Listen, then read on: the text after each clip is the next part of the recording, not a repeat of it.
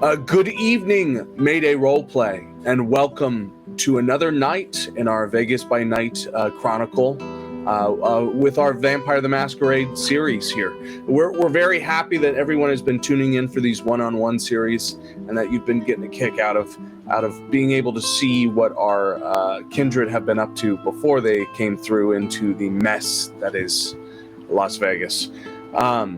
With this being a very special session, I'm very excited that everyone tuned in because obviously we are going to get a taste of our newest member to the N-Gen coterie, and that is Jackie. And Amanda's here to show off the beginning here to Jackie's story so that we can continue following it into the second season. We've been having a lot of fun with Jackie so far, but obviously it's lacking some of the context that other members have within Las Vegas, so it's about time. How are you feeling, Amanda? Are you excited? I'm excited, but also nervous. Some of the things you're kind of like, all right. I think some of the phrases or wordage that you use, I'm like, ooh, excited and cautious. Yeah, everyone's a little cautious in these. I was just gonna say. I was just like, oh, okay, all right. I think it comes down to the responses that these get. Sometimes we'll do a one-on-one, and then the person that was in that one-on-one will hop in our Discord and act like they were just murdered, or the most horrible things happen. But I promise I'm going to be good to you. Oh no, we're gonna have fun. I'm excited. I really am. Yeah. All right. Let's tell a story from Las Vegas here. Let's tell a vampire story. Jackie, you are in Afghanistan in 2002 during the beginning to Operation Anaconda. You are currently in a remote village south of the city of Gardez, preparing to enter into the Shah Ikot Valley and witness the largest operation in the war thus far, an encounter with an estimated 800 souls, feeling the full force of 3,000 combined United States and Afghani soldiers. It is the night before your march into this conflict, in a village called Kunkel. It is the last of your 3 days that you have spent here, and you understand the last night that you will have an opportunity to accomplish what you've came here for. Jackie, you're a journalist. You came here for the story. You came here for the truth. You came here to be able to come back to the American people and tell them truly what has been going on in this corner of the world. A place that is full of conflicting rumor, conspiracy, consequence, and responsibility. In a place where many are conflicted on whether we should even be here in the first place. But you're here to decide whether that's a reality or not. Most specifically, recently, you've come into evidence of 3 photographs detailing the experiences at a prison camp for prisoners of war, at a prison camp west of your location now. Okay. It was presided over by a team headed up by Corporal Harry Atwater of the U.S. Army. These 3 photographs that you are thumbing over now in the small rented out room within a family's home that you gave as much money as you could to stay within and to assist the citizens underneath those roofs. But thumbing over those photographs now, cheap Polaroids that are already hampered by the environment that they're in. You can see some of the sunspots that have hurt the development of these shots, and obviously someone's haphazard attempts to hide it where no one could find it, where you imagine some water damage has caused those ink blot-esque streaks across the photo. But the 3 photos identify 3 different individuals, all men that you imagine to be Afghani prisoners of war. They are bagged over their head, and each of the 3 have been largely mutilated. And a part of you wishes that this could be anything other than what it is. You were hoping that looking at this, there could be some deeper, faithful explanation of what you're seeing, the work of the devil, or the work of a spirit, or the work of some cheap 1980s gore house cinema. But no, what you're looking at is what you've looked at your entire career, the evil of humanity. This could only be done by a human being. At this time, as your thumb cycles over these Polaroids and you look down at the copious amounts of notes you've been making on Corporal Atwater and the situation you've been tracking here in the short time that the Afghanistan conflict has been going on, do you want to fill in our audience on the person before the kindred, on what Jackie looks like now, where Jackie is, how old Jackie is, what their situation is, how they're feeling? A brief overview of everything that is Jackie. You're gonna you're gonna see I would say where you would see like that 5'2" individual, the vampire that was a little bit more straight and edge, very you could tell definitely has gone through some training, compared to this where I would even say more slouchy, hunchy, because they're always in front of a laptop typing up what they can. Honestly, you're gonna see little wisps of hair, because it's not really, Jackie's not really put together to impress. She's tired. She travels on the go. She has basically a go bag of only her essentials because of her job and how you don't want to be bogged down with too many things. Yeah. So very kind of drab, normal clothes. I would even say a little greasy. You're going to see probably from the sweat, and she hasn't had time to always gotten to a shower. So I would say you'll even see some like smudges where it looks like a coffee spill or stain. Mm-hmm. So probably not as glamorous from from the vampire self. Not as put together as that. Honestly, you would be disappointed. Version. You would kind of be, you're like, really? Like, but the one thing I would say that regardless, in her bag, you will see thick reams of either binders, folders. You're going to see stacks of paper folder, and you will see it's like a mosh of just like sheets of all that. But in Jackie's mind, it's organized and actually is multiple project stories and all that in this time, and including the files, photos, any kind of recordings, anything like that. She's focused because she is on her kind of personal, in her mind. I don't want to say her mission, but I would really say she was very much idealistic. If we want to talk about like April O'Neil, Lois Lane, all the jokes of the reporter trying to find the good, that's kind of Jackie in a way, where that is kind of like she truly kind of believes in that fairness and wants her way to, she can't really fight a war, so she wants to fight for the people who don't have that voice. And right. She takes that very, even though her outward, she takes that more seriously than her appearance. Right. It's just starting to become the last night here in Kunkel.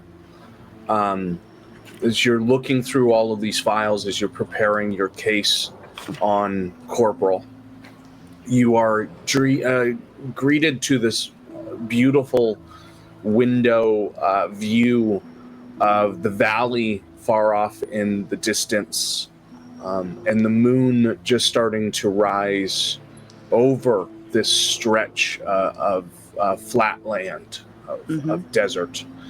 The village is very small, maybe made up of somewhere in the tens of buildings, and many of them closer resembling huts and shacks than we're talking cities and full scrawl.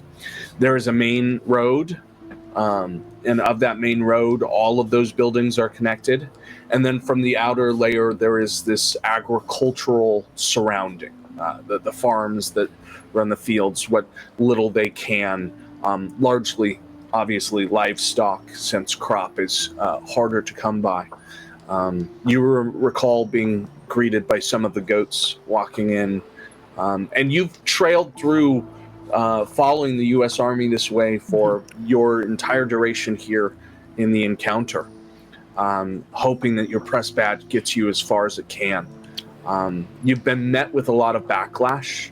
The U.S. Army doesn't actually like being held accountable in a lot of situations, and many see you more as a nuisance and a novelty than as an actual asset to the war front. And you've largely been kept out of major encounters. And you're uniquely aware that should you not get what you need tonight, there's a large chance that if Corporal Harry Atwater was involved in what you believe him to be, he may be able to slip by unnoticed completely, as you may not truly be able to follow him into the firefight he's about to head into. There's a solemn sort of silence to this place as the moon creeps into the sky and a beautiful blue begins to infect the valley in its night sky. The stars are immaculate, so beautiful, far more than you ever saw back home. And there is a natural sort of peace to this place when you're not riddled with the far-reaching sounds of gunfire, artillery shells, and bombings. But for now, it's a quiet part of the night. You know that the U.S. Army stationed in this area that are beginning to move out towards the main conflict within Operation Anaconda starting the next morning are camped out in this small makeshift camp that they've put together to the north of the sort of agricultural circle that rims around Kunkel.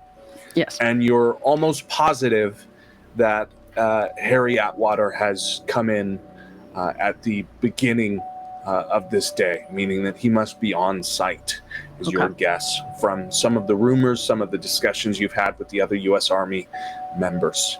There's a small citizen force within Kunkel. They are largely innocents. You've seen no sort of insurgents within this place. And they are split between being terrified of the U.S. presence and then, in addition, looking to take advantage where they can, especially in, calling you into giving you a space in their home and taking advantage of the assets, the resources you can bring in, as well as the U.S. Army. The night is yours. You have a singular mission and purpose, and it's up to you to accomplish it.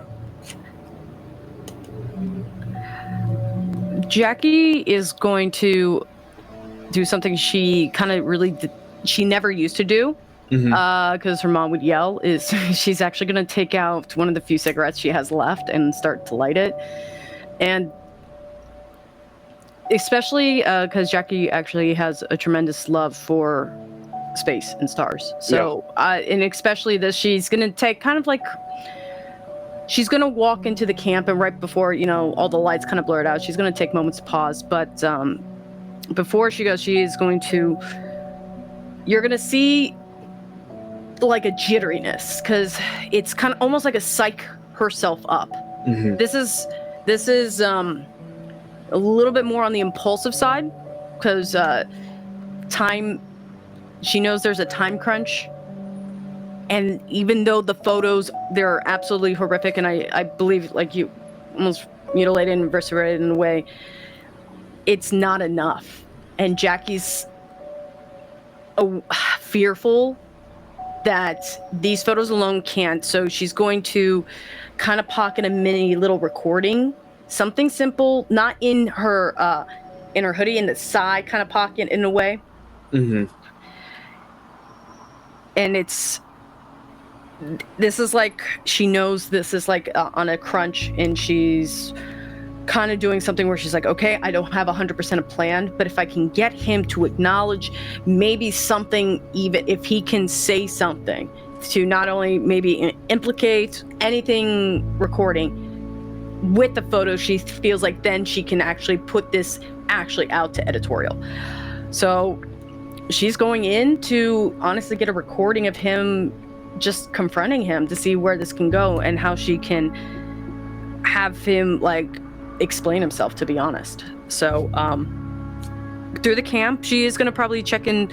I will ask around. I won't try to be like, what? It's just going to be like, I'm looking for corporal, like anything, like I'm looking for Corporal Harry Adwell. Have you seen him? I'm trying to get a couple of questions for him. Are you approaching the U.S. Army in this regard? Or are you asking around town? From my understanding, the makeshift base. That's where I am assuming is there. I'm actually going to, and from my understanding, I've been allowed on base because of I'm assuming you're probably wearing your like press flak jacket and helmet. Yeah, I'm gonna have the press flak jacket, and I'm definitely gonna have my helmet on for sure. So with that, you are absolutely allowed on base. They essentially have to. I mean, they could turn you away, but at a time like this, there's not a good reason they'd have to do so. Okay. Obviously.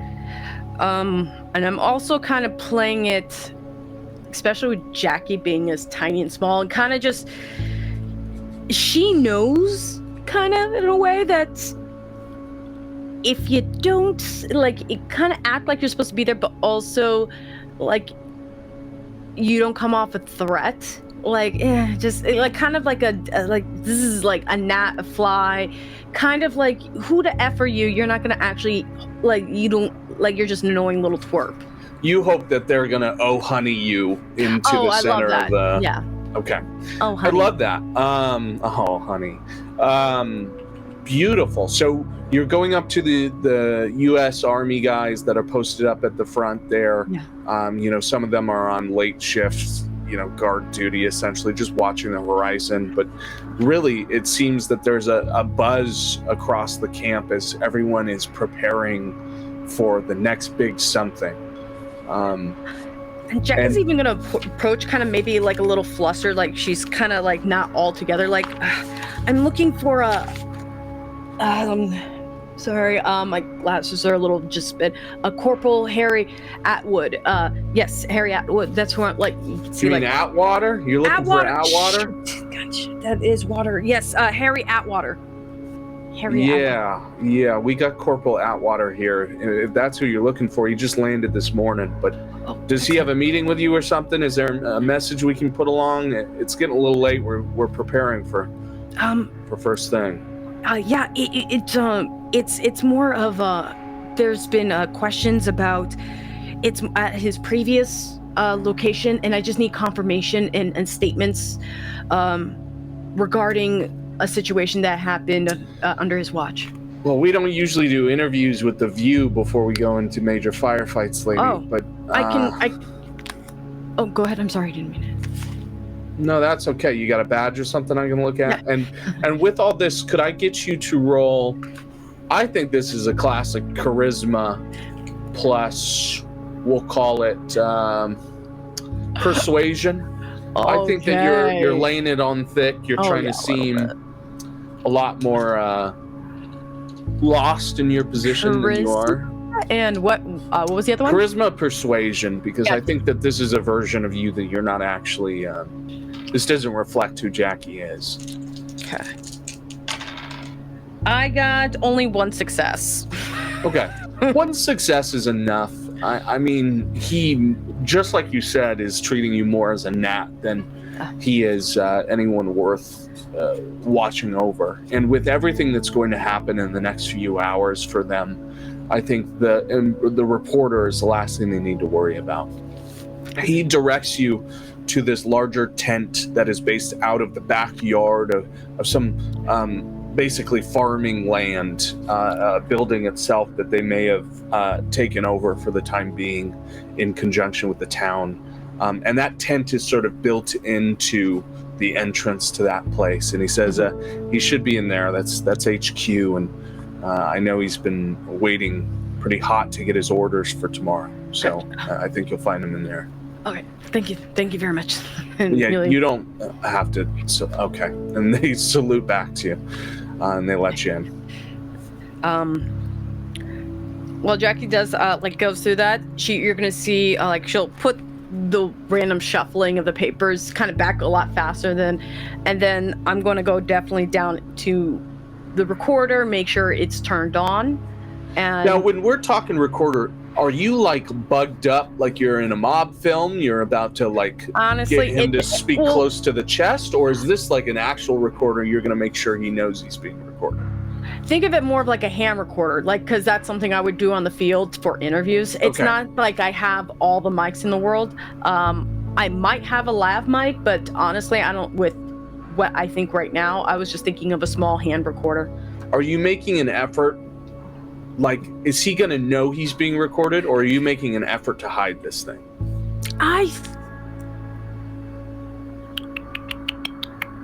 think I'm gonna go ahead at first do a hide. I'm gonna actually attempt, and especially in the hoodie, where I would with Jackie, I'm gonna try to I'm actually gonna have other things, like if I have like a candy wrapper or something that looks like, okay, there's junk in your pocket, but not necessarily. Yeah, you just want it to look, like honestly, you're stacked up. Oh yeah, it's 2002. Never mind. I was gonna say, can I just take out an iPhone? No, I'm kidding. You can take out an iPod.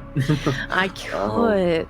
Could you? When was the first iPod? I think it's actually a little bit later. This is around the time. Are you ready for this? I'm ready. 2002, 2003. Okay, we're talking the 7th season of Buffy the Vampire Slayer. So Jackie's a little pissed that she has not been able to watch Buffy. That's fair. You could have the original iPod introduced in 2001. But I don't think it had a recording function. No, not then. Remember, I want to just now speak to the audience and remind them that in 2002 and 2003, I was 8. So take with that what you need. That's okay, Amanda. You don't have to reveal anything. But I was a sophomore in high school. Hey, we were all in different places, okay? I know. So with lack of other recording devices, you stack this sort of almost like Walkman-sized hand recorder. I'm assuming it's got the little puffball mic on the end of it and everything as you're an official. You've got this sort of studio recording well, if it's that device. big, then you know what? I think could probably hide it in your... I'm imagining it's pocket-sized, it's hoodie-sized. It could easily be placed under the flak vest. Yeah, honestly, that could probably change the audio quality, but that's okay. I'll take the risk. If you can prove it's him, you can prove it's him. Yeah. Let's see how well you can hide it. Let's get a wits plus subterfuge to see where this thing goes. Ooh, okay. This is a little bit better. Oh, Riley. Auto parts. Sorry. We got 4 successes. 4 successes is phenomenal. I will say that not only is this hidden, it's hidden in such a place that you feel you can get quality audio off of. Oh, that's cool. You plug in a monitor and you press it to your earphones and you try and give it a test without interference, and your audio comes back perfect. And you believe that, after a quick setup on the edges of this camp, that you probably get away with recording him without his notice, unless he's very vigilant. Just to make it even more extra, I would like to do the testing audio is like Jack and going do do do do do do do do do do do do do, like literally just doing the Buffy theme. Hell yeah. Because it's just that's how she's testing. Like maybe she's humming it or something to make it. That I just think that would. I know. Sorry, segue, but that. Somewhere, Buffy Summers is having a finale that is otherwise disappointing. She is not seeing it. Yeah. Well, Jack hasn't seen it. She has not. She's been like la la la la. That might be for the best. That last season might upset Jackie. We took a lot of twists and turns in that last season. I got opinions. Jackie's gonna have opinions, but yes. Well, the next time that Jackie sees Buffy Summers on top of that school bus, it'll be with the awareness that Buffy would have a very different opinion of her. So while Buffy could still like you, you are still on the edges of this tent running into this sort of ramshackle, broken down building. It looks as though it's survived maybe a shelling or some amount of damage on the forefront. But you're here. You imagine that the corporal's on the other side.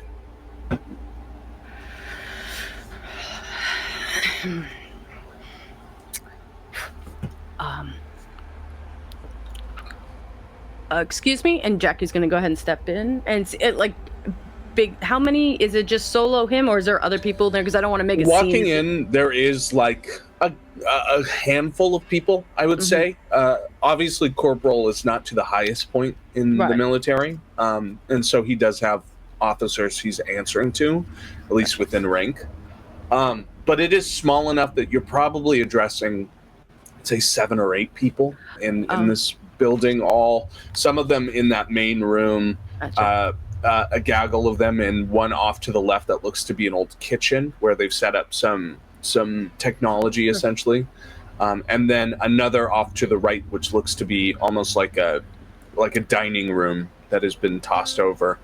But as you step in, you do see these 4 men in the main room who stand essentially to address you and look at least a little perturbed for a moment until they see the press vest.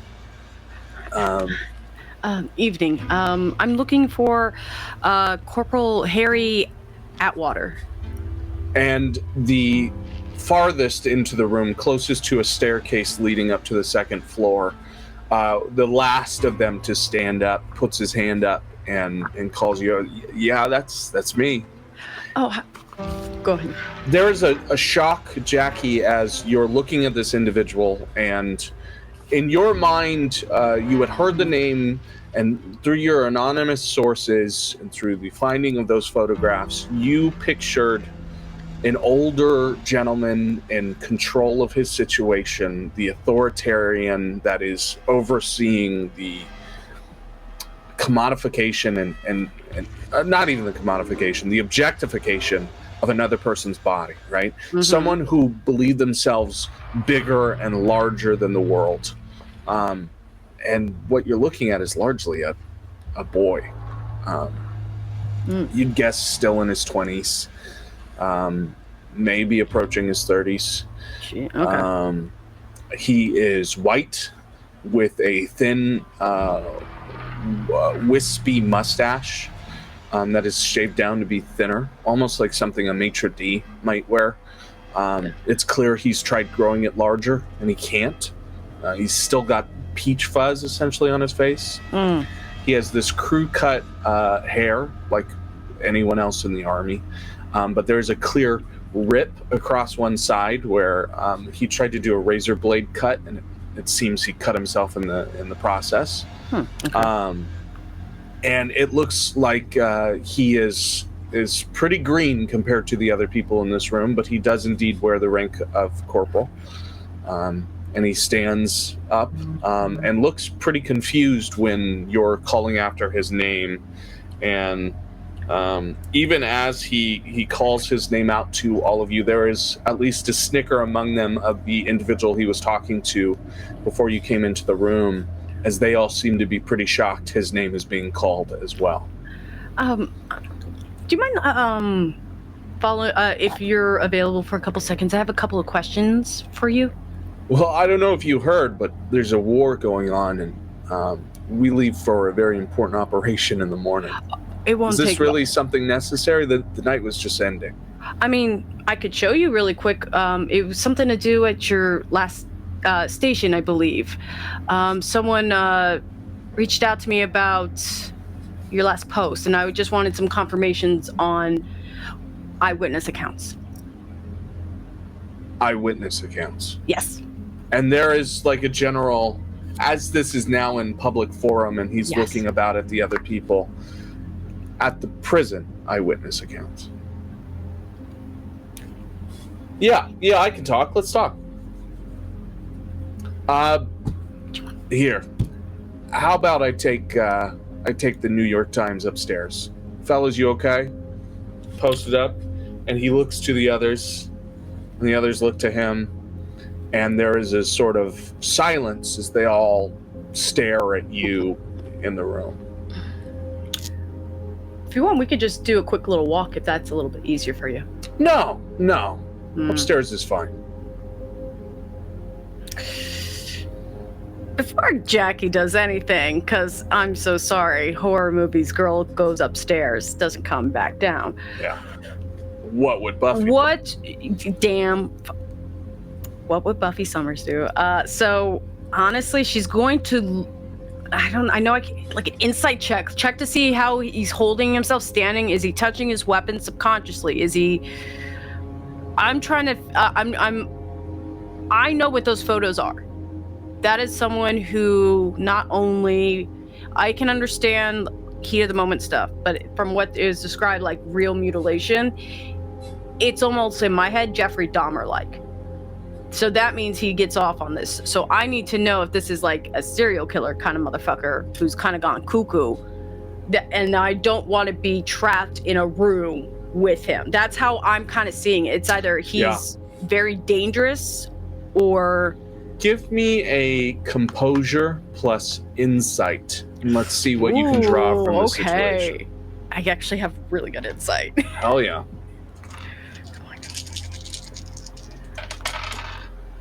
Oh, I spread a whole bunch everywhere. Oh, 1, 2, 3. Oh, wait, that's a double. That's 4, 5. That's a 5, right? 5 successes. Oh, nuts.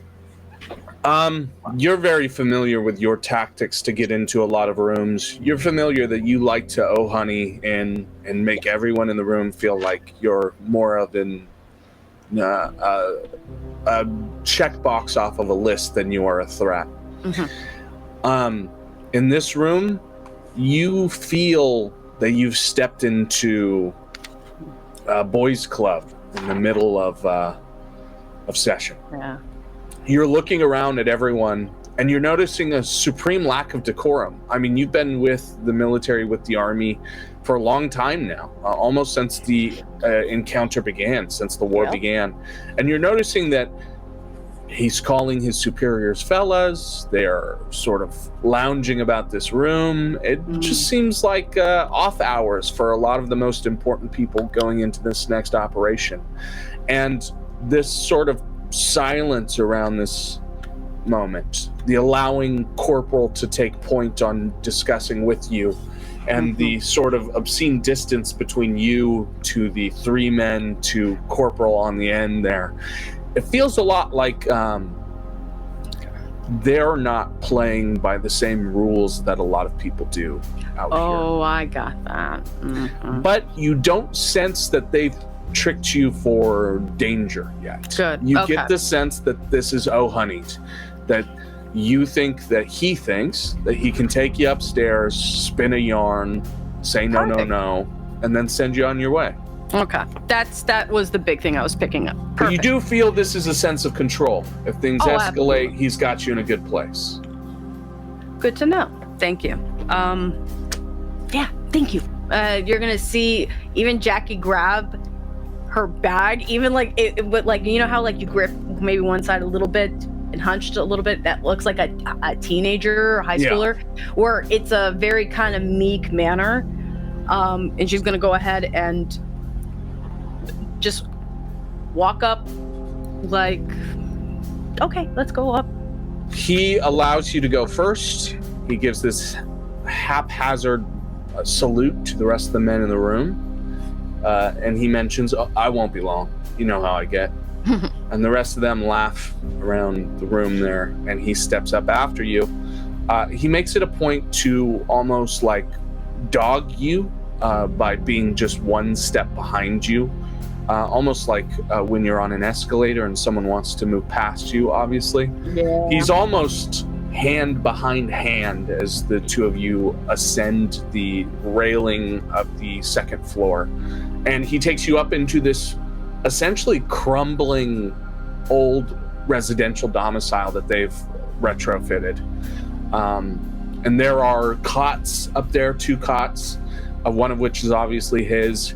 There's a view out to that beautiful blue sky, the stars overhead, and the moon, which is now higher in the night. and he sits down on one cot. He pulls over this discarded, almost like fruit basket, fruit box,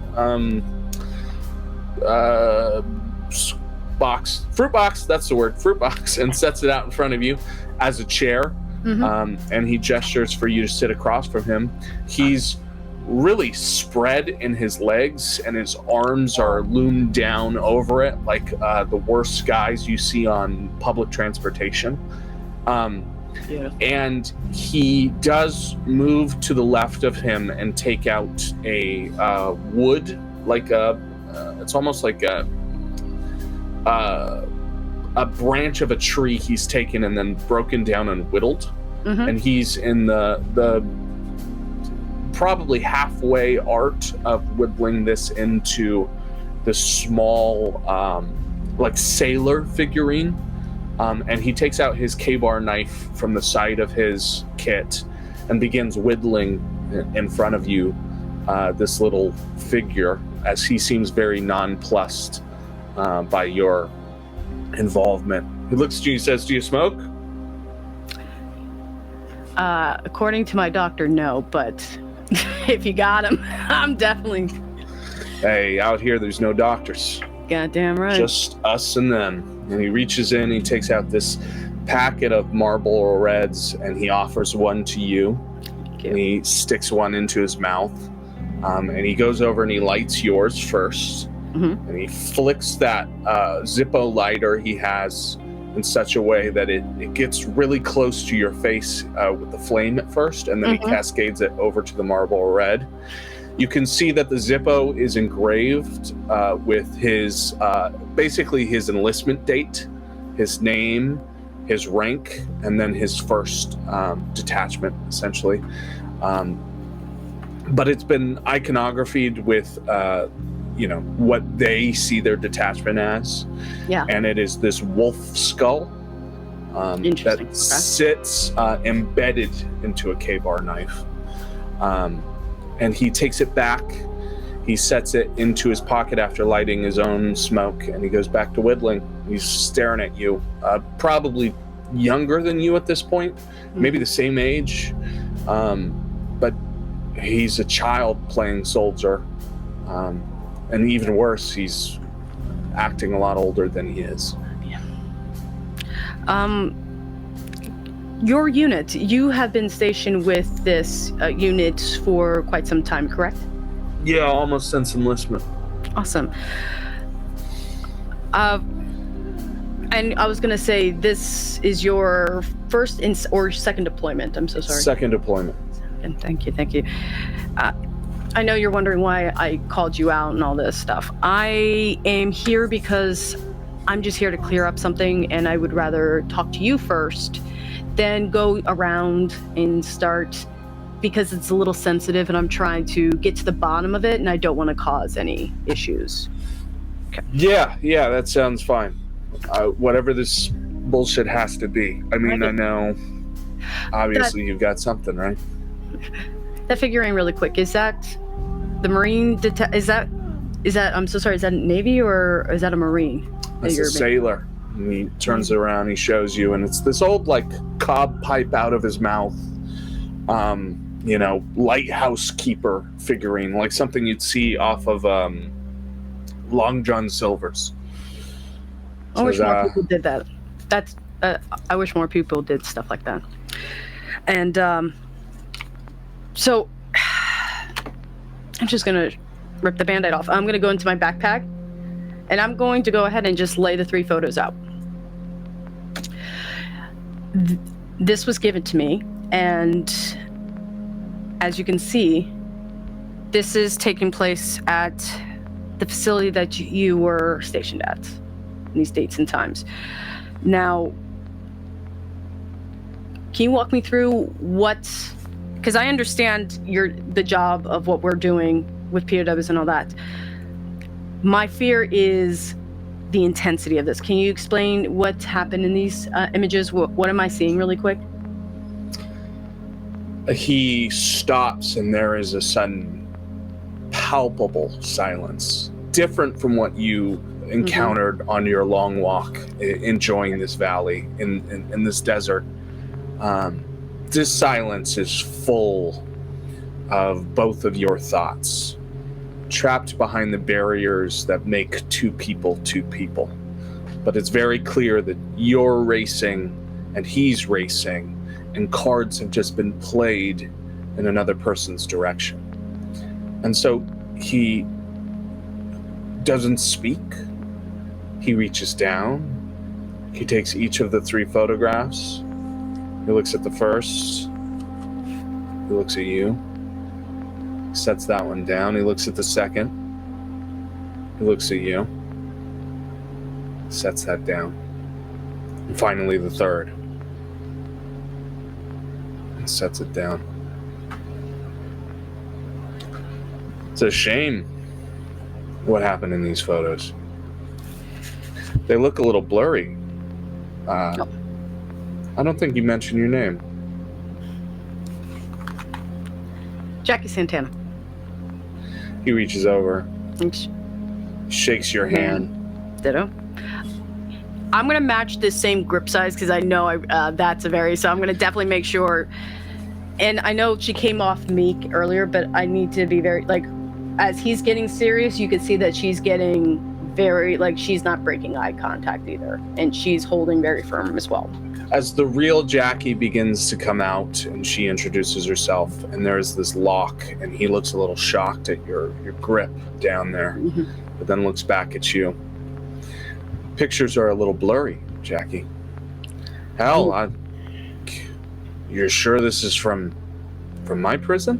I was kind of hoping you would explain it to me. Hell. Because I'm just saying, this is, because that is true. It is blurry, but even blurrier picture is worth 1,000 words, and this is definitely more than 1,000. Yeah, I mean... No, old saying, but gets the point across. I feel like hell for these guys. They must have been through the ringer. What happened to them? Oh, more than the ringer. I think this one is barely... Yeah, I think Freddy Krueger would be pretty impressed with this one. Number 3? Yeah. 3 is bad, but just imagine what his people are doing to ours on the other side there. Oh. I mean, I've witnessed our numbers are definitely high here. But a lot of hell going around, Jackie. Let's not dispute on the number scale. And you're right. This is your second tour. You've been through hell on this. Yeah. Now my question is, are you using that as a way to take that out unnecessarily? And I hope that's not the case. And I'm hoping you can clear that up for me. I mean, as a reporter, are you really trying to say you might think I had something to do with this? I mean, something to do with 3 blurry, water-stained Polaroids of dead men? No location, no time, right? Corroboration with my involvement. I mean, You're right. Absolutely. I mean, I've been over here serving my country, Jackie. I've been over here taking it to a group of people that would rather see my freedoms die than see any justice be done. I'm doing what a lot of people are too afraid to do, and a lot younger than anybody cared to do it. Oh, I can see. So I don't know why it is that a fellow American would come in here accusing me of things that they couldn't even pin to me if they tried. It's because we're Americans that I actually hold Americans to a better standard. I mean, you said that yourself. So, you're right. I can't really, and I'm not even just a bunch of blurriness. But I will say this. Even if that's the case, you know, with how things get out, they leak. They don't stay quiet forever. Not only that, come back in ways you never thought possible. So I thought I would just try to get ahead and try to figure out what happened. I'm not trying to put words in your mouth, but if that's what you're gonna, if that's all you want to say, and that's fine.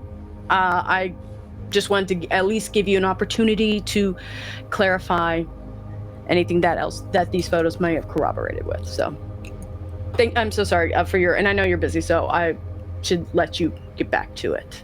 Listen. Yeah.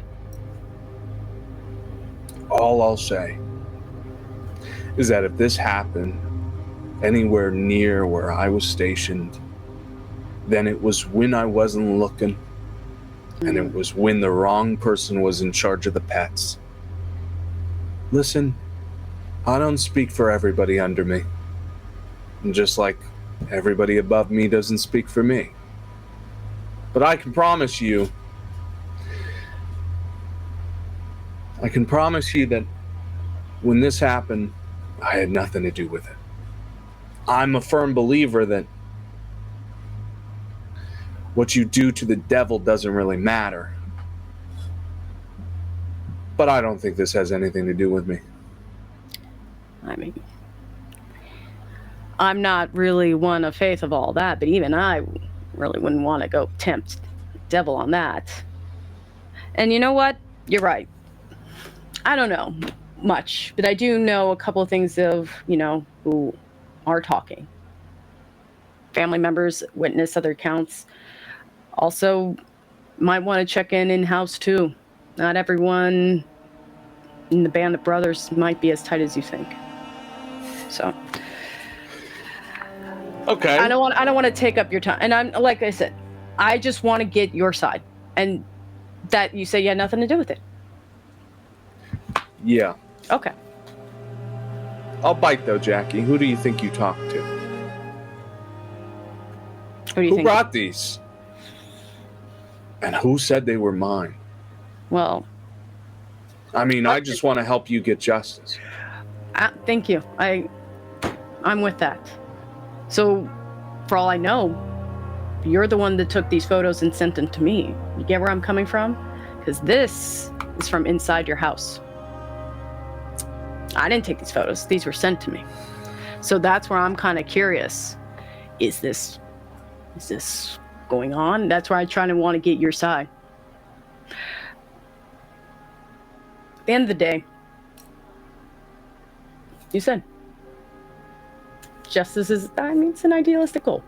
But I want to make sure that the right person, I'm talking to the right person.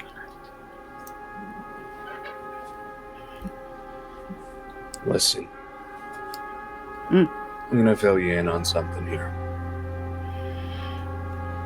Just like this side of the world doesn't have doctors for you and I, and he takes a puff of that cigarette he's had with you.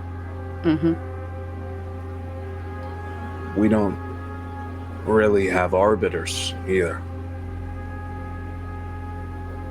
What we're doing, well, what I'm doing, what you're watching, cannot be explained or experienced by anybody other than who was right here in it. And until you've done the things that we've done and seen the things that we've done, there's no accounting for what you would do in that moment. So you can tell me that I should have sent these in all I like. You can tell me that they're my photos to begin with, that this happened under my watch. You can assure me that all of those things really did come forward. But if I were to find this the next day, day after, if I were to find out that you did this, Jackie, I think that my eyes would be closed. I wouldn't hear anything. I wouldn't speak anything.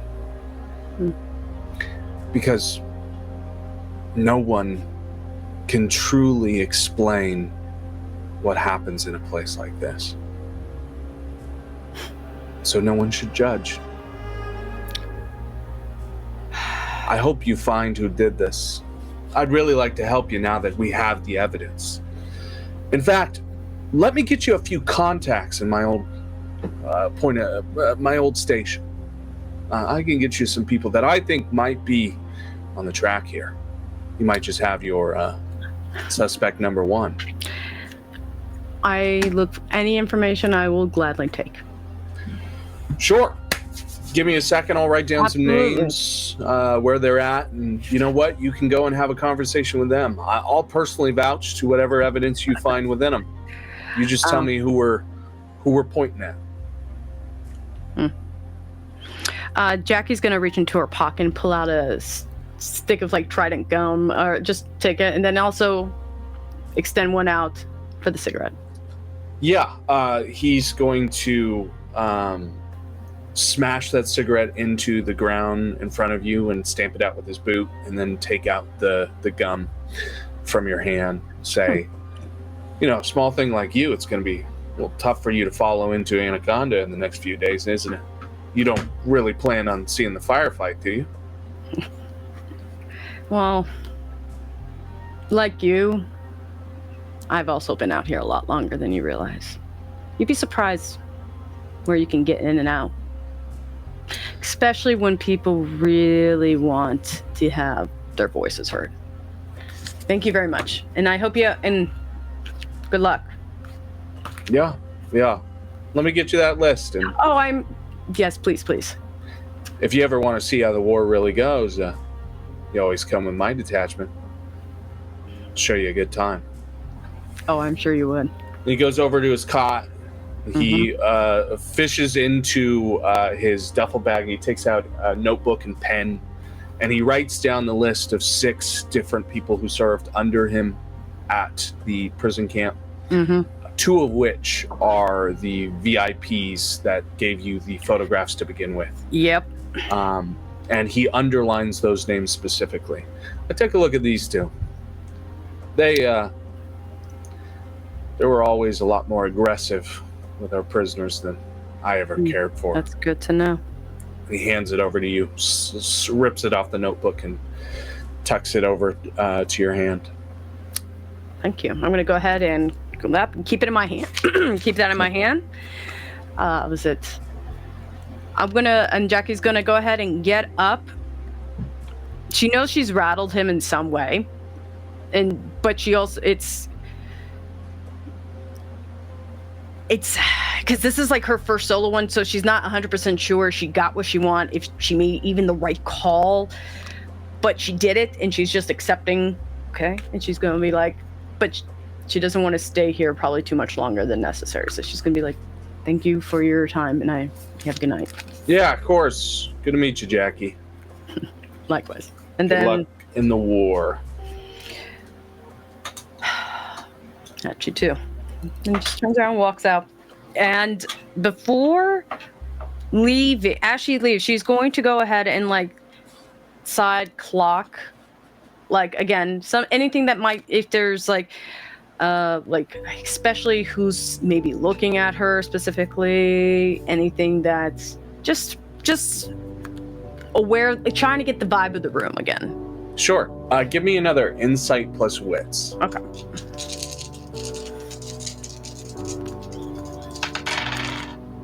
Dun, dun. 3 successes. It's very clear that both Atwell and I'm sorry, not Atwell, excuse me, Atwater.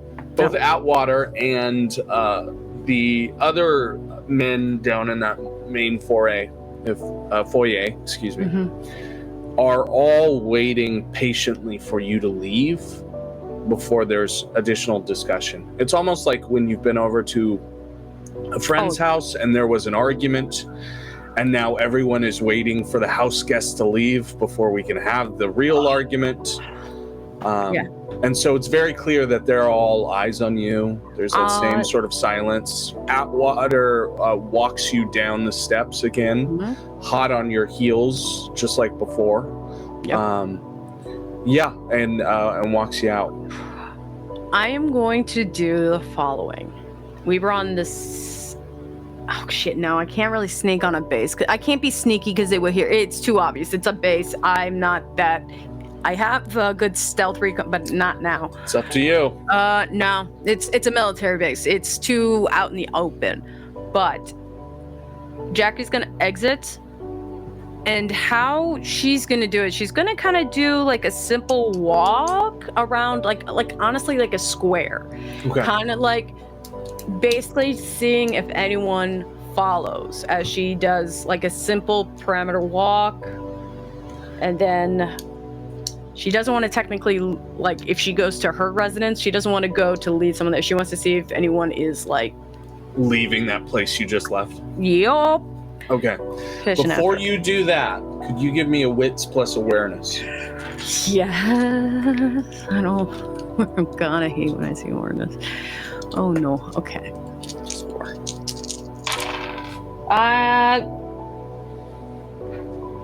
Just one success, right? This only just means one. Yeah. Okay, yeah, one success. If you had two of those, it would have been a I crit. know, that's what I was hoping. So you're walking about the location. You're trying to find a good spot to sort of play reconnaissance. You do this mock, like, oh, I'm walking home now, just in case they're watching.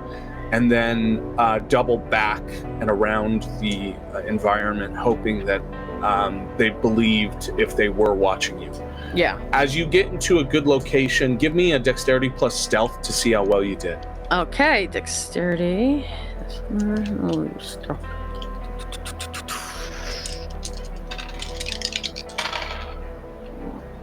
3. 3. Okay. You do an exceptional job of playing stealth, and you believe yourself to be unnoticed in this decision. The problem is, as you are double checking everything on the way over, and you're making sure your recording is good, it seems that you recorded the entire conversation. You should be able to play that back later. Mm-hmm. You are checking your belongings, and you realize that those 3 Polaroids are missing. Fudge! I did do that. Okay. Now I can't do that. I was gonna say, can we retcon that I've done it now? Okay. That's what our wits plus awareness was to decide whether he was able to keep those Polaroids from you. Yeah. So he made a decision to steal those away from you. Yeah. And that is on, and Jackie realized, oh, fuck! I'm not gonna lie, Jackie's pissed. Like, this is, rookie mistake. This is why Jackie hates doing improv. Jackie's not like, she has to like get her evidence a little bit better. She does not like to move unless there is a plan, and she's just berating herself. This is a crystallizing moment. I think maybe one of the first of the Jackie we recognize in Las Vegas, where she realizes just how much she missed out on that. But as you take this position, you do notice that there is a team of them leaving. The corporal and that individual he was speaking with and laughing with once you came into the room are leaving, assisted by an additional member. That third individual was not from the building you were in. Instead, it seems to be a private or private first class that's been assigned to watch over the 2 as they walk. And you can see there is a hushed conversation between the 2 as they begin moving towards the main street back into town. And it seems they're boots on the ground. They're moving reasonably quick. I'm going to keep pace with it a little bit. Keep a distance. Because, I'm so sorry, was Corporal, Atwater, was he with them? Yes, he's leading the group with the individual he was laughing with earlier, and then they're posted up with an escort. This is, okay, so she's, again, kind of going off of this cluster F that she's done. She's going to kind of go after him, like, but keep very well a distance as best she can, but like observe and see if she can hide to maybe hear what they're talking about. You try and close the distance, but doing so without alerting them to your presence. Give me another dexterity plus stealth. Yeah. We got this. Come on, Jackie, we got this. I don't got it. Out of 5, I got a 1. Oh, and the brutal thing is, you are not. Oh, you know what? You could use your willpower to re-roll 3 dice. I will re-roll. Heck yeah. Okay, that's better. So 2. Now I'm at 3. Okay, you managed to keep pace. Not enough that you can hear the full conversation. Yes. But you can hear distinctly as you 4 are rounding into the main street and you're sticking to the back roads, sort of the in-betweens of all of these buildings and rubbing up against the shoulders of these walls to try and desperately hear something out of them without being found out. You hear from him at one juncture, there's been a leak. Someone talked. We need to shut them up. Find out where the reporter is staying. And then the third, their escort detachment, begins to leave and move to the buildings within town, and basically is starting to go door-to-door salesman at one end of the street as the other 2 begin to continue down the main street. Yeah, okay. It's at this moment that you realize essentially that Corporal is going one way, basically out of town, and his friend from inside that building is handing him a satellite phone. And it looks as though he's about to make a reconnaissance call as he's edging out of town. Okay. And then that third escort is beginning to move to the home that you stay in with that family. And he does have this gun primed, essentially, this firearm, an assault rifle, essentially, an M4, prepared in his hands. So you're at a crossroads here. Okay. What's the move? I can't let the family I've been staying with, so I'm letting the corporal go. I gotta warn the family. I gotta warn the family to be like, at least not be there. Just to get out. Okay, so your move is while he's checking these other houses to get the family out of the one. home. The one that I'm because the where I'm staying at. Yes. Yeah. Give me a dexterity plus athletics. Let's see if you can get there before he can. For sure. Okay. I got a 2. A 2 is well enough. He's obligated to check each door. He doesn't know where you're staying. And he's sort of just trying to find out where you are in the city. Not the city, I'm sorry, the village, giving you plenty of time to get back. Inside, you have a very small understanding of Farsi. Yeah. And the family is already asleep. What are you doing the second that you bust into that? Okay. That main door, as it's rounding about, let's say it's close to 11 o'clock at night. Yeah. I need to something like evacuate. Like we need to go. A missile, like something that says bomb. What? Essentially, fire. You got to get out of here, emergency. Fire. Exactly. I think that Jackie's flustered. She is trying to find 50 different Farsi words she knows for emergency. As she breaks down this door and she's shaking these people out of their beds and getting the mother, the father, and the son out of that home. Go ahead and give me a composure plus leadership to see if we can get them out in a timely manner. Okay. That's decent. Oh, 4! Fuck yeah. 4 successes means that they trust you implicitly, immediately. They begin to run for their lives. Do you send them out the back door, out into the agriculture yards? I'm actually sending them out back first, and I'm even holding back for a second because I want them out before me. Right. By far. Okay. They begin to run and they make it out, and just as you get them all out of the back door and fleeing into the hills of this place, You are left in the home, in the back room.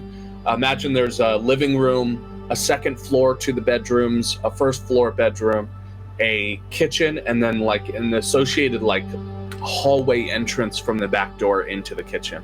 And right now you are in that hallway in the very back of the kitchen, and you could hear slamming on the door, knocking on the front door. You imagine that soldier, Private First Class, has pulled himself up to the door. And is as soon as like the bangings happen, I'm going to look back to make sure the family's clear. They're clear, and they're making it for the hills. You imagine they're not going to be involved in whatever this is. Okay, good. I want to let it be known now that Jackie, like I know you mentioned earlier that they made sure the recording's good. Jackie's recording again. Okay. She's recording this. She's not going to wear it though. Okay. What she's going to do is she's going to hide it in a place in the kitchen where it's like, think like if there's any kind of cupboard, if there's any kind of thing, even a simple cloth that can hide it, like that looks like bread. She's going to try to record this whole thing. Okay. Hell yeah. Okay, you hide that microphone, you get yourself ready. Mm-hmm. When he comes through the door, what's your intention? Are you hiding? Are you attacking? Are you letting this play out? Are you having a conversation? I don't know if I really don't have any weapons on me, unfortunately, and he has something. So I am. Shit. It's as long as I hid the thing. Shit. I think unfortunately I'm gonna have to like conversation, because if I just hit it and all that, I want to make sure that is not discovered. So. Okay. Yeah. Okay. You go to the door and you prepare yourself for speaking on the other side. Do you say anything before the door opens, or are you waiting the second that he does? I'm gonna say, who is it? And then I'm gonna also say, like, even though I may not know Farsi as much, I'm still going to shout it again in Farsi, like hello or something like that. Okay, you're playing dumb a little, like you don't know this is coming for you. Okay. Exactly. You just hear from the other side. Actually, give me a manipulation plus subterfuge. Let's see if you can convince him. See if he hears the shake in your voice. Oh! You're gonna hate me, bruv. What'd you got? We got a 4! Oh, how could I hate that? Ah, look at him, boss! That's what I want to see. Sorry. He calls from the other side. You're fine. He calls from the other side. U.S. Army, here for the reporter. Jackie will open the door. What's going on?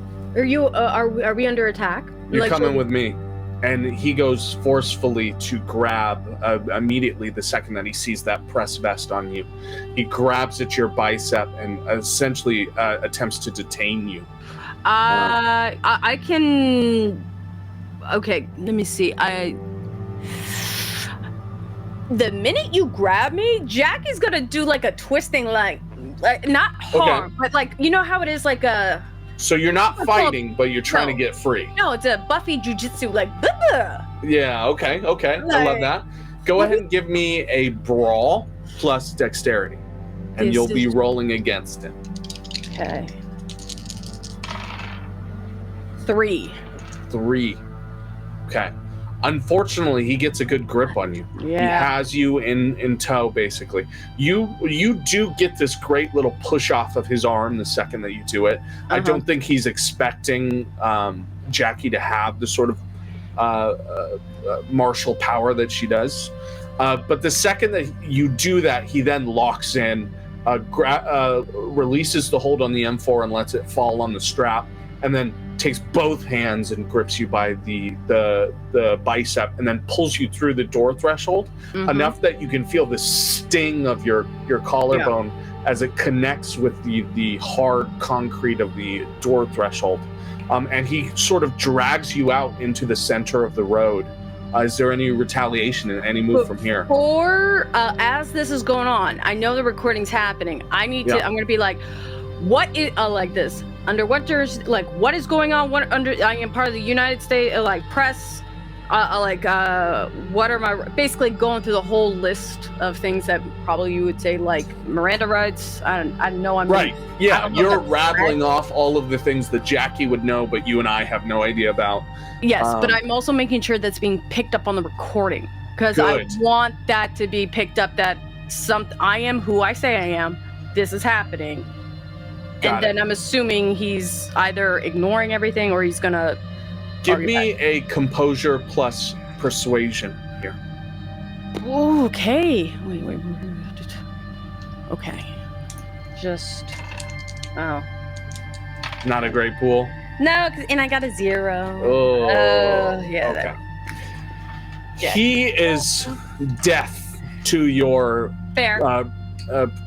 Protesting. He's clearly been through this before. Almost everyone that gets detained acts like this unless you're going peacefully, and it's very clear that you wouldn't. It's clear that the corporal probably filled him in on the situation as well. Sure.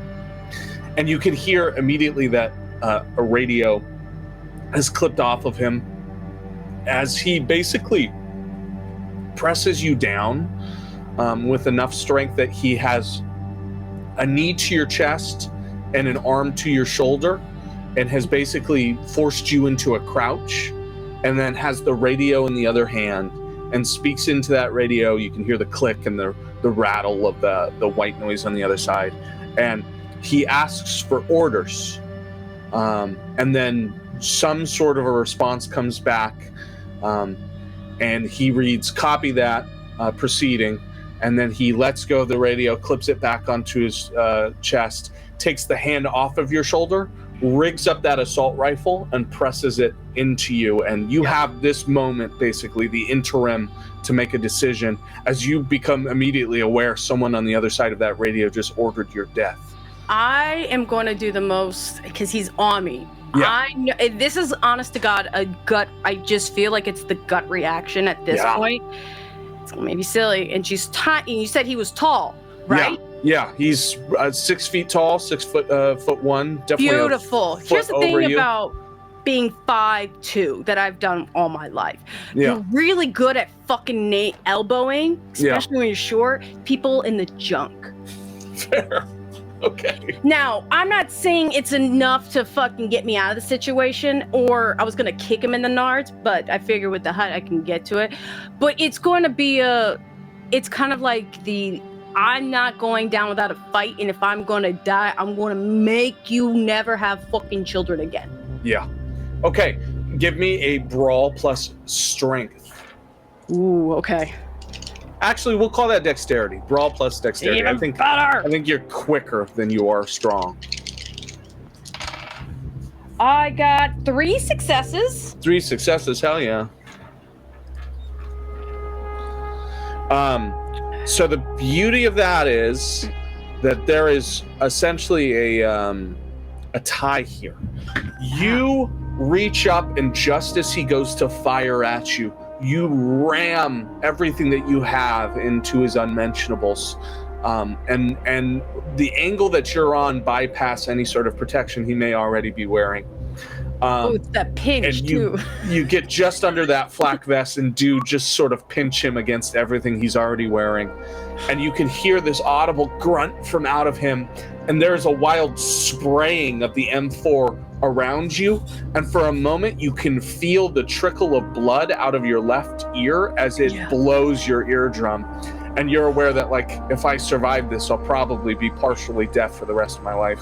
That'd be a hell of a story. And then he, too, is shocked by the recoil as these 6 bullets spray from out of the gun and basically Madonna over you in this halo. And there is this racketing shell shock to both of you as the gun discharges so hard. And even worse, as that happens and you sprawl out from under him, sort of marine rolling away, and you're looking at him, you can see he's struggling to pick the gun back up and find sort of his discombobulation. Mm-hmm. But past him, in that blue sky, in that sea of stars, in that almost midnight darkness, you're aware that there is a new star in the night sky. and it is moving, blinking, and passing over the village. And it is in that moment that you are regarding this new star, realizing that you are still alive and fighting for your life, that you can hear the whine of the discharge of that star. And it's as if in that same moment, you could feel it before it even happened. And there is a shelling of bombs that release into this valley out of nowhere. You're unaware of who dropped them, why, and for what, but around you and this individual who had just tried to take your life, you feel the huge shaking power of each explosion as this carpet of fire joins this village. And thank God that you were able to get your family out while you could, because God knows what has happened to the rest of this small place. Even the forward operating base, that small makeshift army base, is now taken up in a light of flame. And there is a shower of debris as the concrete and building material, this masonry, explodes around you and nearly hits you. Give me a dexterity plus athletics to roll out of the way as you are showered with the remains of these buildings. Just a 1. Okay. You do take a severe amount of damage. You can go ahead and remove 2 superficial damage, which is also your real damage now, since everything is aggravated as a human. Yeah, I was gonna say that it doesn't matter. It's like that. Yeah. What does that put you at health wise?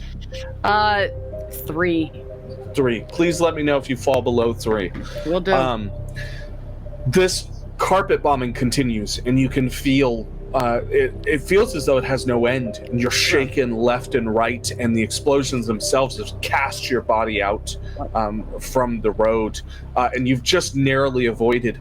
But as you land from the explosion, a piece of rebar falls and extends directly into your thigh, just shy of the femoral artery, where it extends in this big steel piping, basically, and you're having to pull it free from your leg if you're going to get anywhere. It's an immense amount of pain, and you're sort of rigged into the road. But this is where you are after the first bombing. You're looking up in the sky, and you're realizing farther off, there's something else hurtling towards you. Maybe a second round. You have a small amount of action here. Your perspective is there's an individual to your right who just fired at you. You're not sure if he's alive, as he's caught up in the dust that has brought about this explosion. Right. The corporal and his partner is somewhere further down the road north from where you are now. Who knows where, at the edge of town, so you'd have to make it through the debris. Right. The makeshift base is behind you and moving out towards the deeper into the valley. And then the agricultural circles on left and right, the left being where your family left off to, and the right being a zone you're not fully aware of. Okay. Well, first thing, before I can even get to that, I'm gonna think that is the stars coming. Because it's gonna happen so fast, I am going to try with as much as I can with my mic, because the way I think you're saying is like I have to like put my hand like above and below the rebar wound and just lift and almost even stand up on the other leg as much as force as possible, just to see if I can get out. Exactly. That's it. Let's see if you can do it. Let's do do you think that this is a physical move that you're making, or are you thinking a very physical move? Okay. Let's do strength. Yeah, it would be, Strength plus medicine to see if you can do this the absolute best way without hurting yourself. And that Tricia's gonna go ahead and take all those dice because I don't have medicine. Because it is right there on that edge of the femoral artery. It could be the difference between life and death. Oh, man. If you'd like, you can re-roll 2 dice using a willpower. I think I will. I'm going to use up another willpower. Holy shit, yeah, I'm going to. Okay, that bumped me up to a 3, thank God. Okay, you avoid nicking the femoral artery on the way out, meaning that you still... like she's not. This is not graceful. It's like, it is a wrench in her stomach as she's on complete fight or flight, which had started just a moment before with the rifle, and now is continuing as she realizes that hell is raining from the sky. Yeah. As you pull your leg free, you realize that you have hurt yourself, but not in such a way that you'll die from this. Take another 1 damage. As you now, or at least are mobile, you're going to be okay. Cool. You're going to be limping on that leg for sure, so you're a little slower than normal, but you should be able to, at least until the adrenaline wears off, you should be able to continue your movements here. What's the plan? It's total fight or flight. I'm going to go in the direction that I saw the family in. Okay. Because they know the area, they know the town a little bit, and that's where, if I said someplace safe, that would be my go-to. In route as best as I can, even though I could tell, like, I didn't nick the armor because I'm, like, not dead at the moment. I do know that I have to get, like, some kind of tourniquet. And she's gonna take her hoodie, right? Like that, or like that, whatever, and kind of take the string. You know how they have a long string? It's not gonna do much, but that's like, and she's trying to think of any and everything, and it's a little bit long, but she's gonna double it up and then tied it as like this is so stupid, but like kind of, believe it or not, she already has blood, so it's gonna be like a little bit like malleable, so it won't tear. Okay. So it's like liquid. She's gonna tie it around and like twist it into like butterfly knot as tight as she can. And I imagine she's like tugging on that knot to keep it as taut as possible. Yes, kind of like maybe get a rock and even twist it around the thing to tighten that on there, like true tourniquet style. Yeah, like to get the pencil in to make it perfect. Give me a wits plus medicine. Let me use another willpower because I got straight zeros on that one. Oh boy. So what? I got one. I gotta use. Damn, I'm using. So you can only use willpower once on a roll. Yeah, that's it. One. I only got a one. Just the one. I think your tourniquet is working.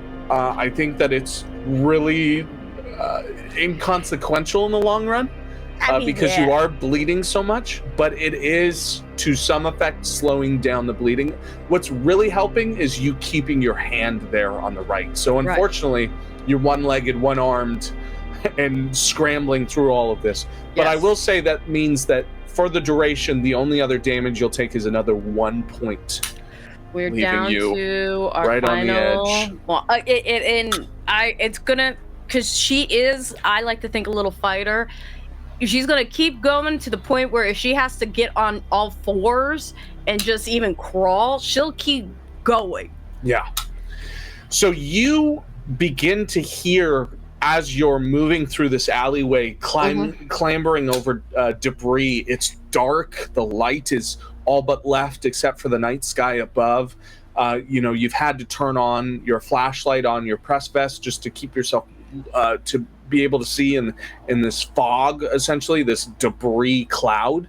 But you begin to hear behind yourself movement, boots on the ground, trying to escape out of the main road, essentially, until you realize that a couple pairs are immediately behind you.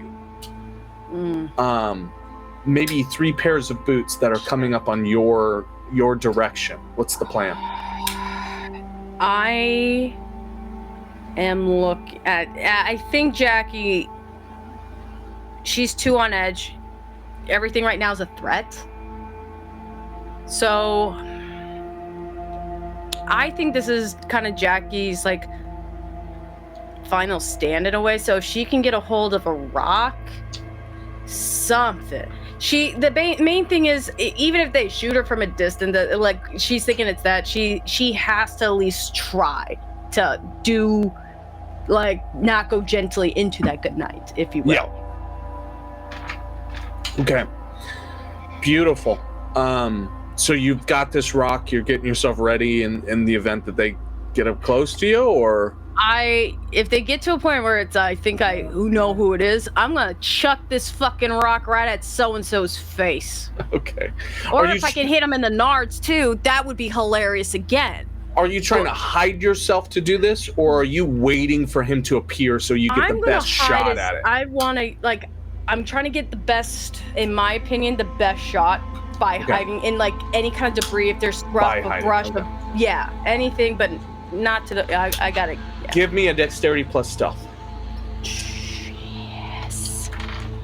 Stealthy, stealthy, stealthy. I got a 3. A 3. Okay. Yeah, you think you're in a good position as you pull into what is like a breakdown of one of those buildings. As you can see that one of the shells has lasted basically in the center of this property and made a huge impound, to the point where as you crawl into this place and try to get out of the alleyway, you can feel the heat from the explosion off of the floor. Ooh, the fire has dissipated, but it's almost like sitting on like hot ash. Hot ash, exactly. And you can feel yourself burning, but you try desperately to keep yourself quiet as it's happening to you. How much of a bloody trail did I leave behind? I mean, in this debris, it's hard to tell, but you're definitely bleeding. You're hoping that they're more worried on survival than they are finding you. As you sit there trying desperately to keep yourself silent, to hold in your breath, to let them pass, the crowd clears, or I'm sorry, the dust clears enough that you can see the crowd, and it is 3 individuals led up by the corporal. And they are guns drawn, but they look confused, scared, and on the run.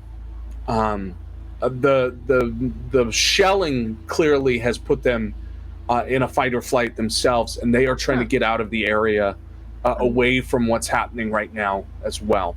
I'm not going to reveal my spot then. If they don't notice me, I'm not going to say anything. They do not notice you whatsoever. In fact, the 3 of them are looking behind them, back into the dust towards the main road almost the entire time.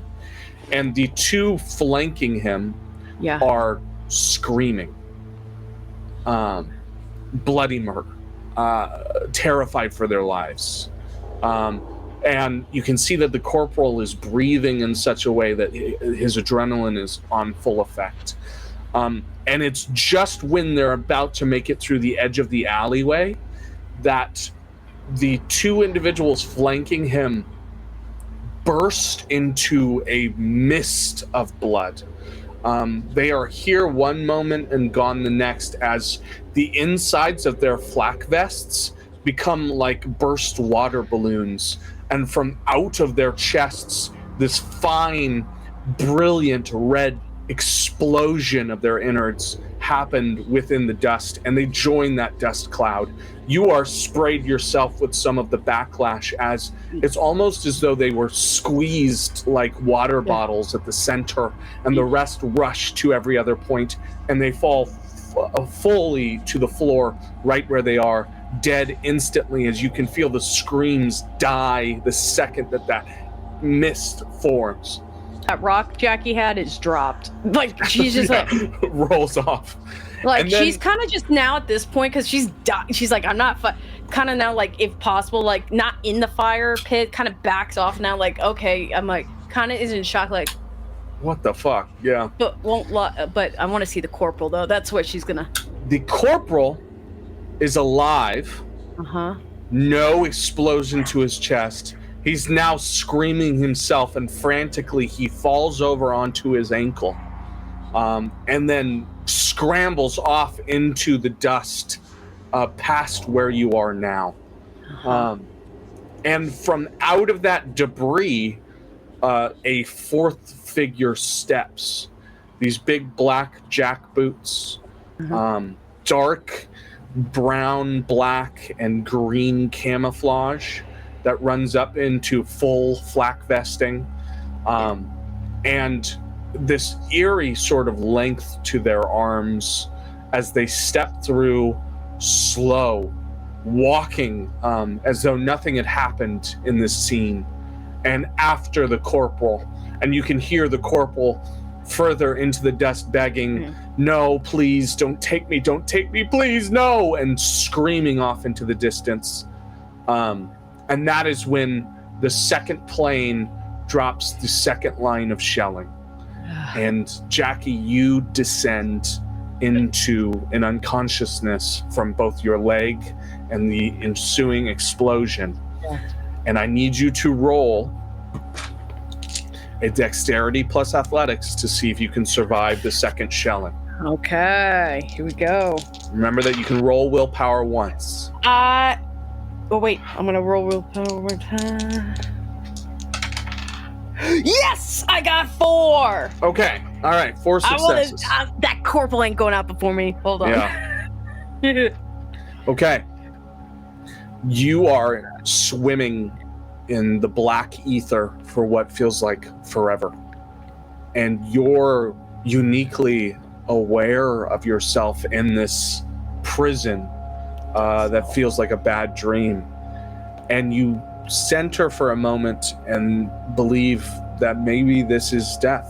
That maybe this is what it is just sitting in an empty black room for the rest of your whatever. Until eventually you shine through and you're awake again.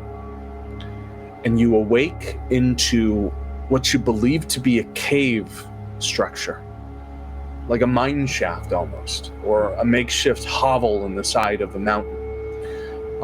You can see groundwater dew lighting along the walls of this cave formation, where small light bulbs shed light in long shadows along the room. The smell is musty and earthy, and it's colder than most desert nights, which are already pretty freezing, and you can feel yourself shivering. You find that you are sitting in the center of a large overhead spotlight, which is another undoused light bulb that sort of cascades over you and shakes above you. That swinging lamp throws a circle of light over you that bobs and drifts and causes this severe headache. You can feel that your leg still badly wounded, but someone has bandaged you. And it seems as though you have been tended to in your time since falling unconscious.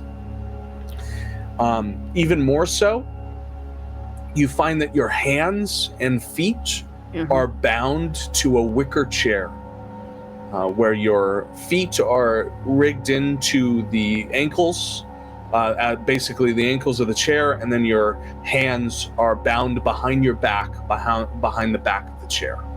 And you find yourself very well zip-tied into the situation. It's a flimsy chair to be sure, but you still feel that you would have a struggle breaking free. It doesn't feel like the largest restraint you've ever been put in, although who knows what sort of situations Jackie's been in. With my 1 health bar, this thing is like, it has got me down. Yeah. I just know, like, Jackie's gonna have a very interesting, where she's just kind of like, she's feeling the tight, and it's like you could feel it, and she sees the chair, and it's kind of like the blindness from the light. She can see herself bound, and she's gonna be, and the best way she can say it is she's gonna kind of regret, like, why didn't I die? Because she honestly, she goes, oh my god, if I just did not wake, I wish I kind of, like, something about if she just did not wake up, things would be a lot easier. Simpler. And something about, like, oh, I didn't know, like, now there's something else I have to deal with, and it's like, it's kind of like, god damn. Yeah. Okay. Because I'm at 1 health. It's like I'm already, like, beaten up, probably deaf, caked in blood, all that shit. Yeah. You see around you that there are other people in the room. You notice that you're on your side, so the chair has been tipped over essentially. So you're seeing them from the horizontal to their vertical. But there are 6 people standing underneath lamplight at the edge of this cave formation. And they stand shoulder to shoulder very ominously. but many of them are strangely dressed. Some are in ancient robes. Some of them are in Afghani dress. Yeah. Some of them are modern in their dressing, one of which wears a professional suit. And then there are the varying styles, ages, and appearances to all of the six, but they all stand very ominously in that corner. I don't know who they are, but to me, I'm just gonna be like, it's just like, oh, these are like almost either angels, but either angels of death or angels of something, because this is like not normal. So it does like, feel extremely dreamlike. Yeah, like you're being visited upon by Gabriel, right? Yep. These angels watch from you from under their halos of lamplight, and they regard you in the same way that you regard them, with this sort of almost gracefulness for the other person, this reverence for the other person. You get this strange feeling that while they are capable of harm, they mean you none. And their light is sort of discarded from this figure that steps out from your plainest middle view into your circle of light. Yeah. He is wearing full body armor, essentially, and has an assault rifle about his front on a chest band. He is wearing similar camouflage to that figure you saw stepping out from the mist just after those two individuals died. He wears a red, black, and green scarf with a small emblazoned metal sun brooch, essentially on the edge of that scarf, which pins it at place at the top of his collar. He looks well worn by combat, and he looks to be almost like a mercenary type. Yep. He's in his 40s or maybe his early 50s. He's handsome, strong-faced, very square in his angles, with a neatly trimmed beard and tight black and gray curls neat to his scalp. Extremely dark black skin, and there is a cut in one nostril that has scarred and flared open his nose, almost splitting like a cleft lip might. And tattooed under his left eye in plain black is that same emblazoned sun. But he steps forward. His hands were at this parade rest behind his back. But as he comes up to to your chair, he reaches down and very gently, almost as if you weighed nothing, picks you up free from the ground and sets the chair right in front of him, and then steadies your shoulders so you don't rock so much. And he stands Thank you. in front of you, of course. My name is Uzama. Uzama? Uzama. Jackie.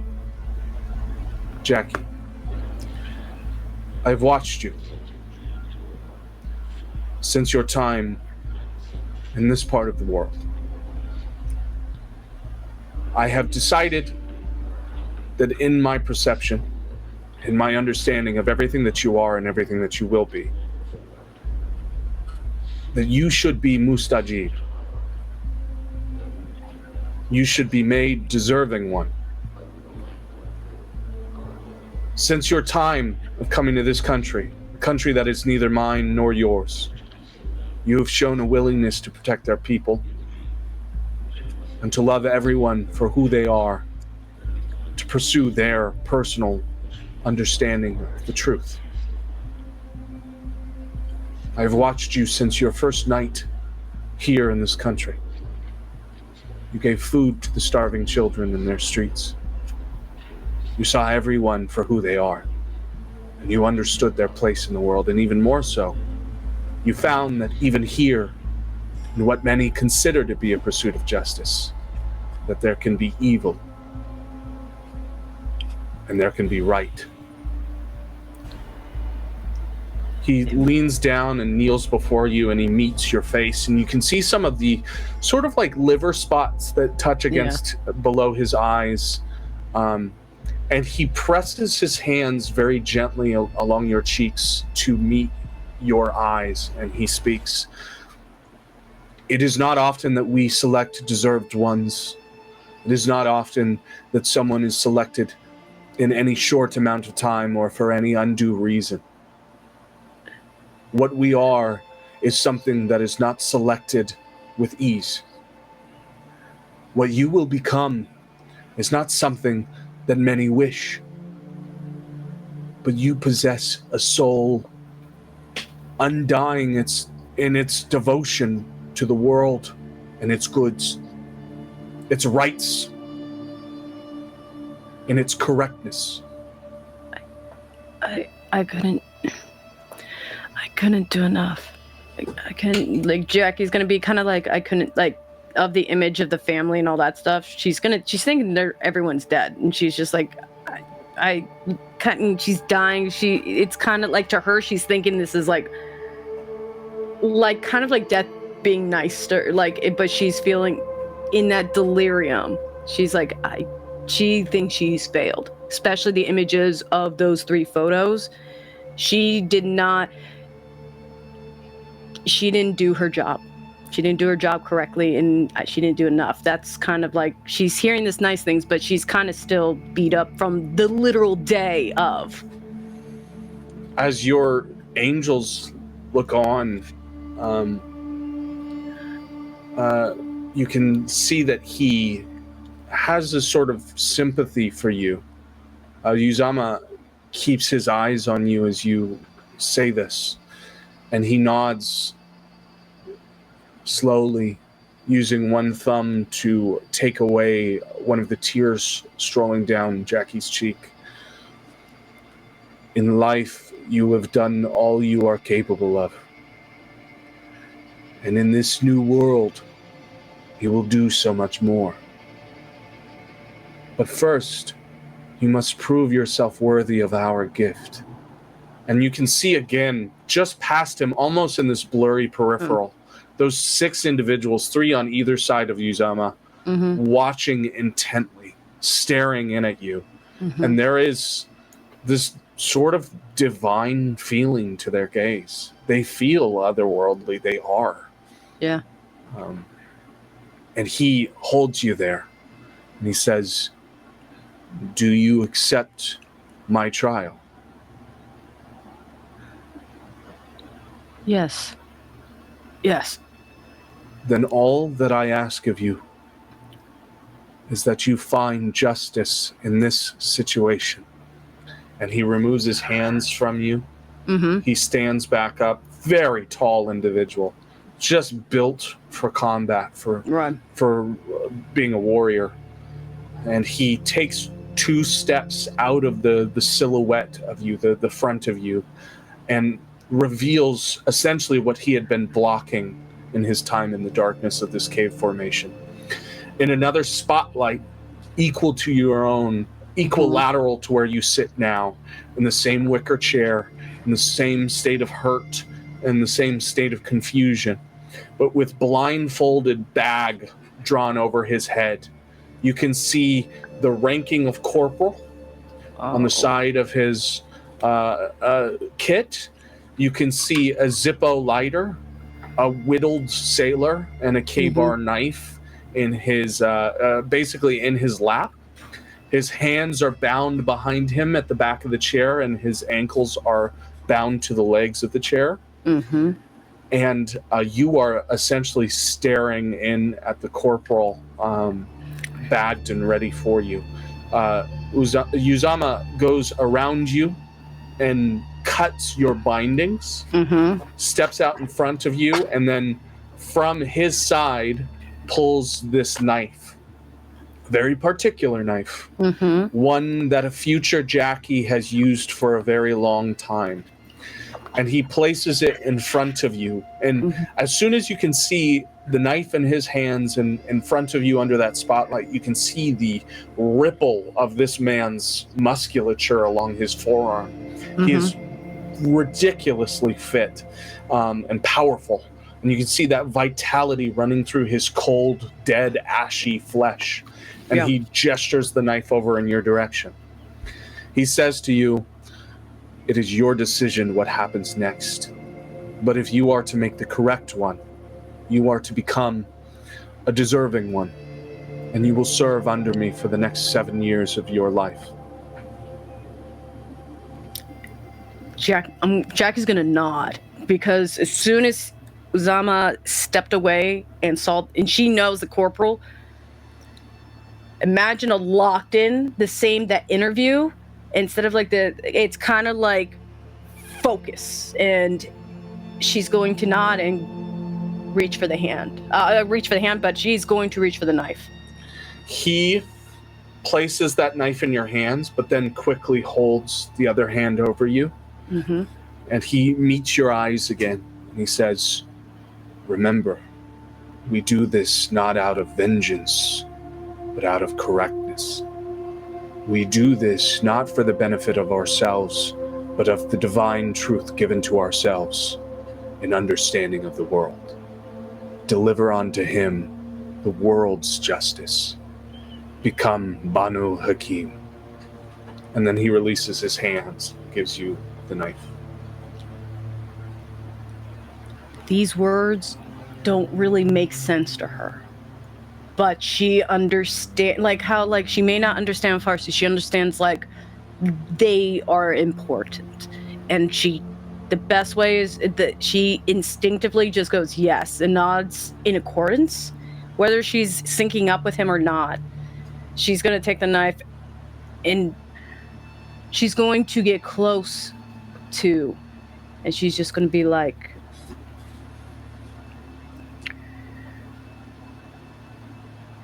"So tell me again what happened in the prison." You can immediately feel shaking underneath that bag as he struggles in the chair, and he tries desperately to break free, but he's as hurt as you are. And he realizes underneath that blindfold, that full blinder, who you are on the other side. And you can feel around you those 7 voices, Uzama behind you and the other 6 joining in, begin to call out a word you don't recognize. It must be a part of this language of the Mustajib, of the deserving one, but it is a chant that begins to rise in your chest, and as they say it, you become more and more powerful with that knife in your hand, and you can feel that righteous anger, and you can hear him underneath the bag. No, please, no, please don't." Jackie's gonna reach down to his leg, go towards his Achilles tendon, and then take the knife and slice it right on the back of his Achilles tendon. There's a scream out as he shakes and falls free from that chair as it cuts the binding as well. He falls over, the chair still restraining him on all other 3 points as he falls horizontal. He's bleeding out in the dust and the dirt of this cave here. She's gonna put fingers up to screaming underneath your hold, and that chanting is growing bigger and bigger over you.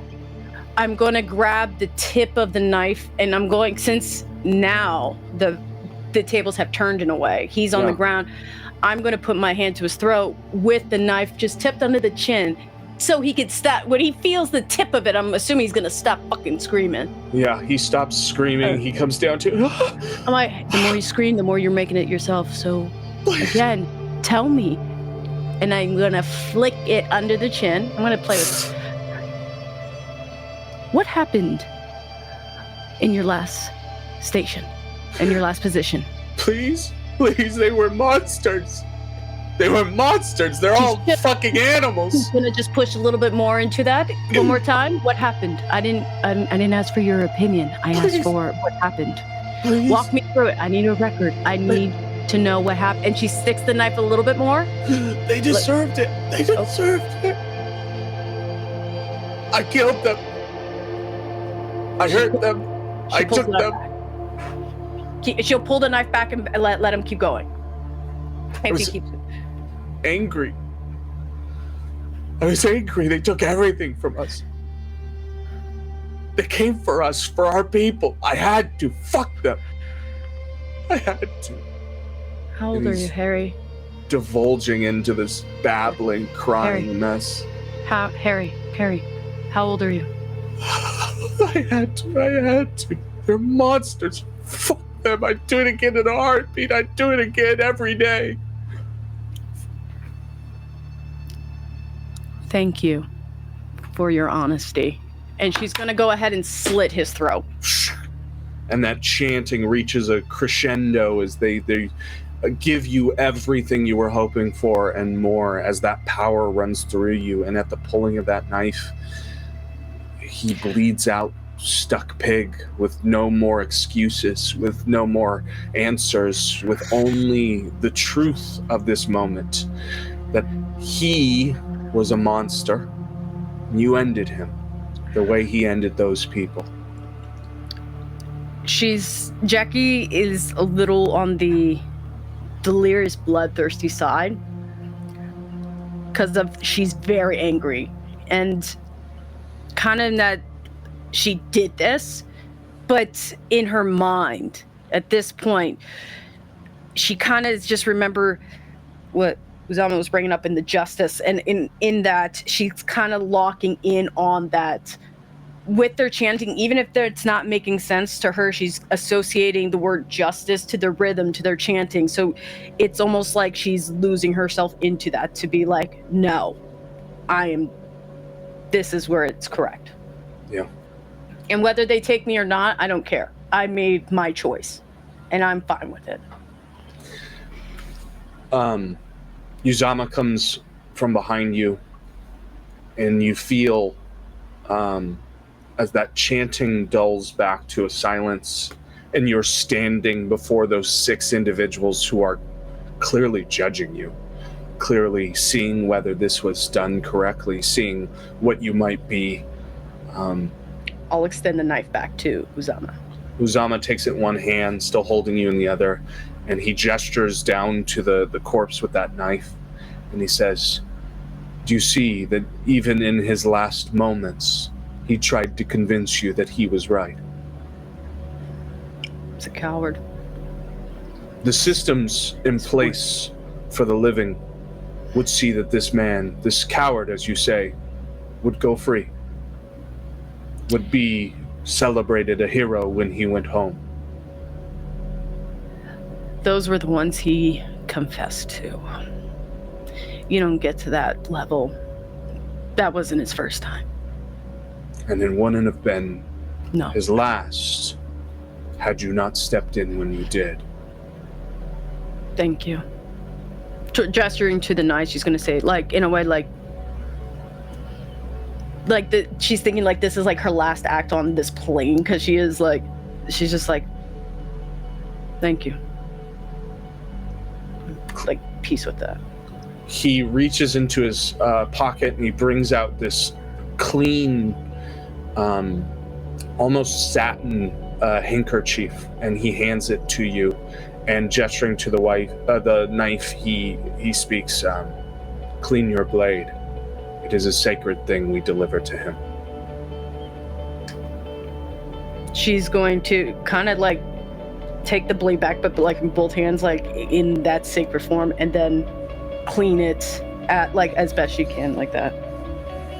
And then she's gonna hold it onto whatever is left of her like belt or pants or something like that. And I feel like if she has that, she's just gonna, it's hers. He gives you a big grin that is almost jovial in a room that doesn't feel like it's capable of that. Oh, and he shakes his finger and he says, "This is not yours, not yet." And he takes it free from the belt and he puts it back into his. "A blade is earned. This is your first using it, but it is not yours. That will come, but not yet. For now, you are judged." And he looks to the other 6 and he extends out his hands, almost as if this is an act of ceremony and church. And he speaks almost in looks alone with the six. There's a silence as he communes, and then he gestures back down to your diminutive size next to him. I mean, the two of you, he must be nearing 7 feet tall, and you are 5 feet tall. This is like me standing there. If I stood next to Shaquille O'Neal, I think I'd come up to his hip. Exactly, yeah. I love it so much. His hands extended, he drifts his eyes back down to you, and he says, "And you have been named Mustajib, deserving one. And you will be made in my image, a warrior, and someday soon, a judge. You will accept your embrace. Yes. Teach me, please. And I will teach you." There is a bizarre feeling as you almost feel your neck snap at the touch of his hand to your jaw as he extends you out and begins the process of the embrace. And the last thing that you feel is Uzama piercing your neck with his teeth. Huh. But it is a genuine euphoria across your body, as you can feel the life draining out of you completely, but with it leaves every best feeling you enjoyed while you were alive. It's as though Uzama has left you with nothing but the good, the truth, with what's right. And as he drains you of everything that you are, you leave into the twilight of what's next.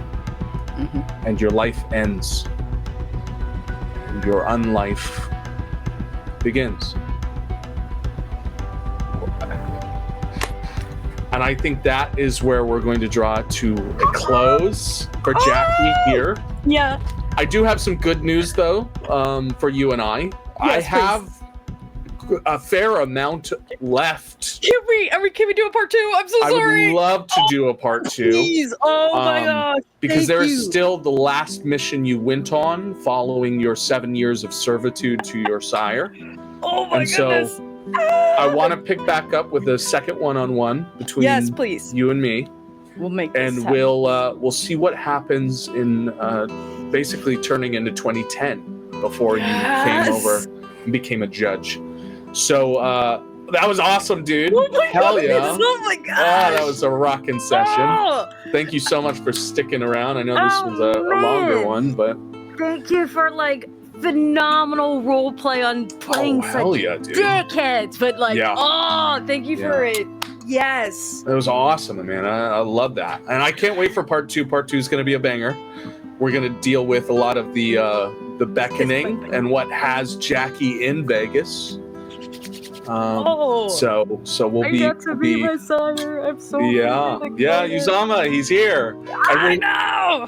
We're gonna feature him a lot more in the second part as well, because we'll be going into a lot of what brings Jackie to Vegas in the first place. Excellent. I am on board. I'm so Awesome. excited. Kit, thank you for a phenomenal session. This was. Thank you. I'm having. Yeah, I've been waiting to get this on the books for forever. I had this thing written for what feels like a month, and God, so glad we finally got to do it. I'm ecstatic. I was like, I'm glad that you're also just as excited too. I loved it, dude. I think this is one of the best sessions I've been a part of for sure.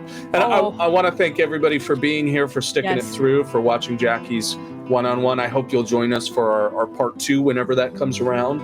I make no promises with everything going around, but we're going to get that out to you as soon as we can. Yes. It'll be down the pike. And you'll get a little more Jackie here. Thank you guys so much. We all love you guys. Bye. Thank you. Bye.